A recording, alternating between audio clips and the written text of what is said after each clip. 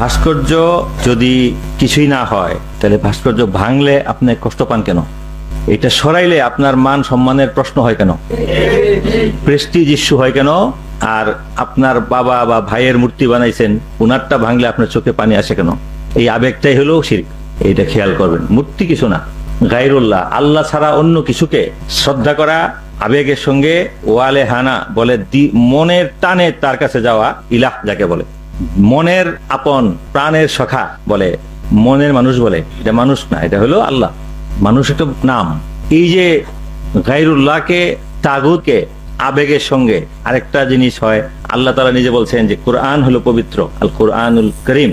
রসুলকে বলছেন, সুন্নতকে বলছেন সুন্নতের তৈয়বা, কাবা মুশাররফা, মদিনা তৈয়বা, আল্লাহ সুবহানাহু ওয়া তাআলা। এগুলি হলো মুসলমানদের বুঝতে হবে। পবিত্র আল্লাহ, পবিত্র রসুল, পবিত্র কোরআন। নাকি পবিত্র সংসদ কি? মহান সংসদ কি? শিরক। এবং মুসলমানরা কোনোদিন একটা ঘরকে মহান বলতে পারে না যে ঘরের আল্লাহর ঘর না, যে ঘর সুন্নাহর ঘর না, যে ঘরে প্রবেশ করার জন্য গোসল জরুরি না, উযু জরুরি না, ইসলামী হওয়া জরুরি না, কাফের, মুশরিক, বেঈমান, জিনাকার, মদ্যপ লোক প্রবেশ করতে পারে না। পারে কিনা? সেটা মহান পবিত্র কি? এইগুলি হলো রগে রগে শিরক। এগুলো যদি আমরা না বুঝি তাহলে ঘুমের মধ্যে দেখব এক সময় আমরা নিজেরাই বলতেছি মহান সংসদ, পবিত্র সংসদে দাঁড়িয়ে। কিসের পবিত্র? কে বলছে যে এই সংসদ পবিত্র? আর এটা তো মূর্তি না, এটা ভাস্কর্য। এটা রাখার জন্য এত সংগ্রাম, এত আন্দোলন, এত কিছু, যেটা স্থাপন করার জন্য, যে রাখার জন্য কথা, এটাই তাগুত। যে জন্য হযরত ওমর রাদিয়াল্লাহু আনহু, দুনিয়ার সর্বশ্রেষ্ঠ ইমানদার ব্যক্তি, আল্লাহ এবং রসুলের মনোভাব সবচেয়ে বেশি বুঝতেন এবং আল্লাহ তাআলার বিধান পালনের মধ্যে সর্বোচ্চ সক্ষম এবং সাহসী। তিনি নিজেই দেখলেন যে একটা গাছ, বাবলা গাছ, গাছের নিচে আল্লাহর হাবিব সাল্লাল্লাহু আলাইহি ওয়াসাল্লাম তার 1400 সাহাবী সহ বায়াত করছিলেন। এটা একটা অনুষ্ঠান। আল্লাহ রসুল সাহাবীদেরকে নিয়ে একটা কাজ করেছেন, ঐতিহাসিক কাজ, বায়াতে রিদওয়ান। এই কাজটি স্মরণ করার জন্য আবার মুসলমানরা এখানে জমাটমা হবে। 1 বছর পরে আবার আসবে, পবিত্র স্থান উদযাপন করবে। হযরত উমর নিজে লাঠি দিয়ে এই গাছ শিকড় শুদ্ধ উঠে একদম তুলে দুনিয়া থেকে নির্মূল করে দিচ্ছে। বলছেন যদি এই গাছ থাকে, সেই গাছের মধ্যে কয়েকদিন পরে আবার ফুল দেওয়া শুরু করবে। ঈমান এটার নাম। তিনি নিজে যখন আমিরুল মুমিনিন, মুসলিম বিশ্বের প্রধান খলিফা, আল্লাহর রসুলের স্থলাভিষিক্ত, তখন নিজে হজ করতেছেন, তখনও হজরে আসওয়াদের কাছে গিয়ে বলতেছেন যে আমার প্রিয় নবীকে, যিনি নিজে অথরিটি ছিলেন, তিনি যা করেন তাই ওয়াজিব, তাই শরীয়ত, তাই সুন্নাহ, উনাকে দেখেছি তোমাকে চুমো দিতে, এই জন্য আমি চুমো দিলাম, দয়া করে, নাইলে তুই তো একটা পাথর ছাড়া কিছু না। কে? হজরে আসওয়াদকে বলতেছে একটা পাথর, এটার মধ্যে কিছুই নাই। আল্লাহ তাআলা বলছেন রসুলকে আমি দেখছি, এই জন্য চুমো দিলাম, কিন্তু এটার জন্য আমার বিশেষ কোনো শ্রদ্ধা বা এটাকে রসুলের সুন্নতের বাইরে ভক্তি করার কি নাই, মনোভাব আমার নেই। আর তিরমিজি শরীফের একটি হাদিস বলি, প্রথম জীবনেও শুনেন নাই। যখন কাবা ঘরের মধ্যে এসে লোকজন মাথা কুটতেছে, কপাল লাগাইতেছে, ঘরের মধ্যে চুমো দিতেছে, ঘরের মধ্যে ছুঁইতেছে, তখন আল্লাহ রসুল বললেন বড় বড় সাহাবীদেরকে যে এই লোকজন যদি একদম নৌ মুসলিম না হইতো, মাত্র ইসলাম গ্রহণ করেছে তারা, তাইলে আমি কাবা গৃহরে মধ্য দিয়া ভাঙ্গিয়া খোলা করে দিতাম, লোকজন একদিক দিয়ে ঢুকতো, আরেকদিক দিয়ে বাইরে হইতো, দেখতো যে ভিতরে আল্লাহও নাই, কিছুই নেই। কথা বুঝে আসছে না? কাবা ঘরটাও আমাদের জন্য কিছু না, কারণ এই ঘরের উপরে আমরা উঠি না। যখন ঘর ধোয়, ঘর যখন পাল্টায়, যখন ঘরের পর্দা বদলায়, তখন মানুষ পা নিয়ে ওঠে না। আর তাওয়াফের সময় এই ঘরের দিকে তাকানো এবং বুক ফিরানো নিষেধ। যখন তোয়াফ করবা তখন ইজি, তুমি ঘুরতে থাকো, তোমার বাম পাশে ঘরটা থাকবে, বাম দিকে ঘরটাকে রেখে ঘুরতে হয়। আর আলাদাভাবে ঘরের শুধু মুলতাজম নামক জায়গায় গিয়ে নিজের 2 হাত উঁচু করে বুক লাগানো যায়। মুলতাজম অঞ্চলে গিয়া বুক লাগাইয়া দোয়া করা যায়। আর কাবা ঘরের প্রদক্ষিণ করার সময় হজরে আসওয়াদের আগের যে কোণ, যেটা রুকনি ইয়ামানি, সেখানে আল্লাহ রসুল নিজে তোয়াফের সময় একবার হাত দিয়ে স্পর্শ করছিলেন। এটা মুসলমানের জন্য মুস্তাহাসান। সব সাহাবী করেন নাই। এখনো যদি কেউ কাছে থাকে, সুযোগ পায়, তাহলে একবার হাত দিয়ে ছুঁয়ে যাবে। কিন্তু এই ছোঁয়ার জন্য চেষ্টা করা, আরেকজনকে পিছনে ফেলানো, কাউকে একটু ধাক্কা দেওয়া হারাম। মাসলা বলতেছি, যদি কোনো লোক কাবা শরীফের দিকে সামনা দিয়া বসা, পিছনে তার পিতা মাতা বা বুজুর্গ, কোনো মুর্শিদ, আলেম বা কোনো বিশিষ্ট ব্যক্তি, তখন সেই ব্যক্তি কি ওই আলেমের দিকে ফিরে বসবে না কাবার দিকে? কাবের দিকে না, যিনি শ্রদ্ধেয় ব্যক্তি তার দিকে। বুঝলে না কাবার গুরুত্বটা কি? কাবার গুরুত্ব অসীম। কিন্তু সেটা হলো একটা প্রতীক।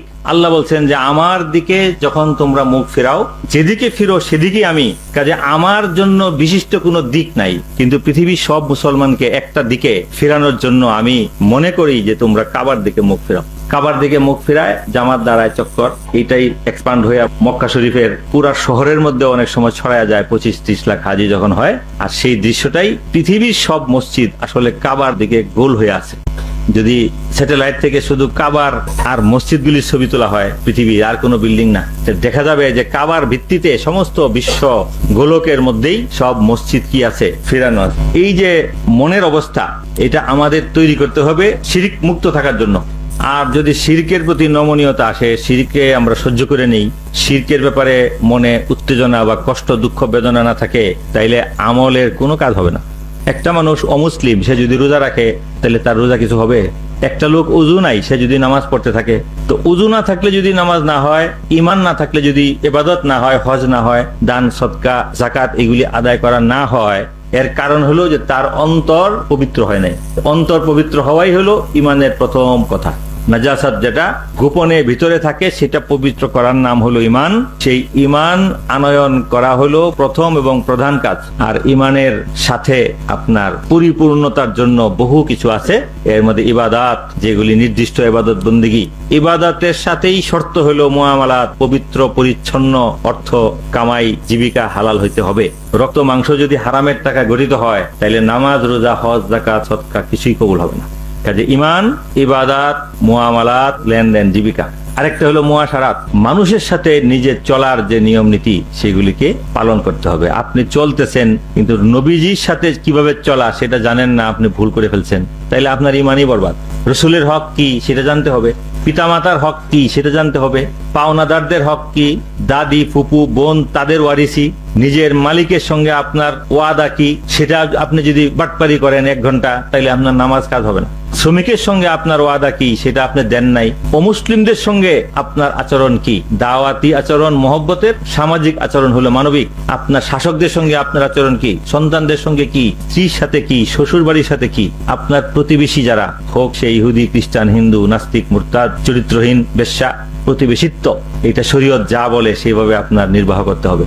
আর পিতামাতার কথা কি বলবো, অনেকে তো পিতামাতাকে অত্যাচারও করে, আবার অনেকে নিজে এত সুফি পরহেজগার হয়, নিজে হয়তো তাবলিগে চলে গেল অথবা আলেমদের সঙ্গে থাকতে থাকতে পরহেজগার হইলো বা ইসলাম গ্রহণ করে ফেললো, বাপ মাকে তার কাছে খারাপ মনে হয়, তখন দুর্ব্যবহার করে, জাহান্নামী হবে সেই লোক। কারণ এখানে কোনো ছাড় নাই। আল্লাহ তাআলা বলছেন যে তোমার পিতামাতাদের 1জন বা 2জন যদি অমুসলিমও হয় আর তুমি বড় সুফি সাহেব হও, বা সাহেব হুমা ফিদ দুনিয়া মারুফা, মৃত্যু পর্যন্ত এদের সঙ্গে সুপুত্রের মতো আচরণ করো। আর আমরা 19-20 হইলেই বাবা মাকেও ভুল ধরতেছি, তাদের মতের সঙ্গে দ্বিমত, তাদের উপর অত্যাচার, এইগুলি তো আছেই। এরপরে আরো বড় কিছু বিষয় আমাদের থাকে, তার নাম হলো আখলাক। ইমান, আকিদা, মুআমালা, মুআশারা, ইবাদাত, 4টি। আর সবগুলির ফসল, সবগুলির উৎকর্ষ এবং সবগুলির এক্সেলেন্স হলো আখলাক। সেই আখলাকের কথাটা তো আমাদের পাঠ্যতেও নাই, নিজেদের আলোচনায়ও আনি না, এবং আমরা শুনি বুঝি, আমরা ভাবতেও চাই না আখলাক কি। আখলাক হলো ইমানের ফল।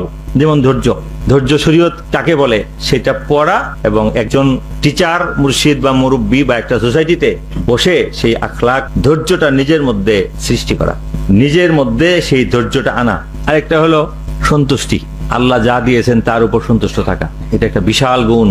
ইমানদার এটা ছাড়া প্রকৃত মুমিন হইতে পারবে না। অস্থিরতা থাকবে, লোভ থাকবে, সারা জীবন পরের টাকা মারার চিন্তা থাকবে, বড় লোক হওয়ার চিন্তা থাকবে, আল্লাহর দেওয়া রিজিকের উপর অসন্তুষ্ট নিয়ে যদি একটা মানুষ চলে, সে লোকটা পূর্ণ মুমিন না। ঠিক এরকম ভালো গুণ আছে, অনেক খারাপ দোষ আছে। হিংসা, হিংসা কি, শরীয়ত কাকে বলে হিংসা, হিংসা বিবরণ এবং হিংসার থেকে মুক্ত হওয়ার জন্য একটা সাধনা দরকার। অহংকার কাকে বলে, সেখান থেকে মুক্ত হওয়ার সাধনা। লোভ কাকে বলে, আমি মনে করতেছি লোভ এটা, আপনি মনে করতেছেন এটা দিয়ে হবে না। শরিয়া, কোরআন, সুন্নাহ বা আল্লাহ ওয়ালারা যুগে যুগে কোনটাকে লোভ বলছে? বুখল, কৃপণতা। ঠিক এরকম চুগলখুরি, মানুষের সঙ্গে ঝগড়া লাগানো, পরে সংসারে অশান্তি করা, পরনিন্দা করা, মিথ্যা কথা বলা, প্রবঞ্চনা করা, মানুষকে আর্থিক প্রতারণা করা, টাকা পয়সা মারা, এরপরে আর এই ধরনের কিছু কি না, বুগজ, অন্যের প্রতি মন ভালো না, তার ক্ষতি করে দিলাম। এই সব কারণ মানুষকে ঈমান থেকে দূরে সরায়। আর এইগুলি যদি সংশোধন না হয়, তাহলে তার নামাজ, বন্দেগী, ইবাদত এগুলি কোনো বেশি ফলদায়ক হয় না। ঠিক এরকম ভালো কিছু গুণ অর্জন করা, ভালোর মধ্যে প্রচুর আছে। একটা হলো সন্তুষ্টি, একটা হলো ধৈর্য, একটা হলো সবর, একটা হলো অন্যের উপকার করা, নিজেকে পিছনে রাখা, নিজের উপর অন্যকে প্রাধান্য দেওয়া, যেটা আমি চাই সেটা তাকে দেওয়া, দিলাম, পৃথিবী চাই, আমার পছন্দ যেটা, উনি হাত বাড়াইছেন, ওনাকে দিয়ে দেওয়া, ইসার। ঠিক এরকম কিছু মানবিক মহাগুণ আছে, সেই গুণগুলি অর্জন আর দোষগুলিকে বর্জন, এই কাজটি আখলাক। আর এর মধ্যে বললাম মুআমালাত, মুআশারাত, সামাজিকতা, সবার সঙ্গে চলার নিয়ম আর ইবাদত, সবকিছুই বৃথা হবে যদি ঈমান না থাকে।